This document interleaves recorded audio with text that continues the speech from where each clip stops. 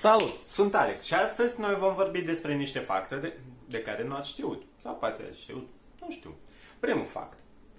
Cea mai mare perlă din lume ajunge până la 6 kg. Ce să faci cu ea? Nu prea înțeleg, dar totuși există. A doilea fapt. Legea SUA a permis ca copiii să fie trimiși prin poștă până la anul 1913. Eu nu prea înțeleg cum asta arăta atunci. Cumva așa.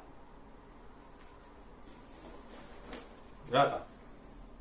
Sau nu știu. Poate așa. Nu știu.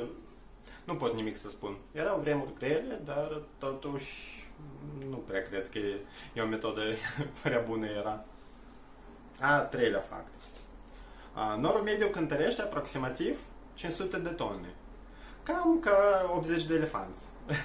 Nu știu, când data următoare vei spune la fata ta că e așa de frumoasă și ușoară ca un nor, amintește de asta că nu prea sună ca un compliment.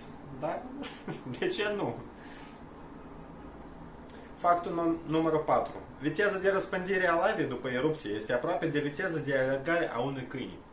Păi când vei alerga de la o lavă, mi se pare că vei fuge mult mai repede ca câine. Nu știu.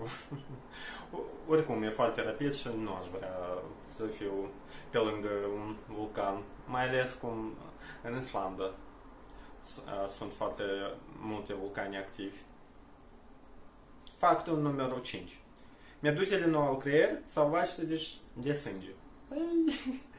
Mi se pare că nu doar meduze. Copaci, cred că. Factul numărul 6. În fiecare zi, 60 de oameni devin milionari. Păi, roc.